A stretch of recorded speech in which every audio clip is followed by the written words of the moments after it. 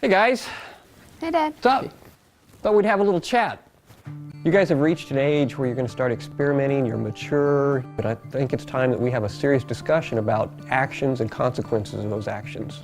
Don't ever pour grease down the drain. When you do that, it can clog our lines, it can raise our sewer rates, and it can impact everybody in the neighborhood. Got it, Dad. We won't pour fats, oils, and greases down the drain. And here, always use this to scrape grease off into the garbage can.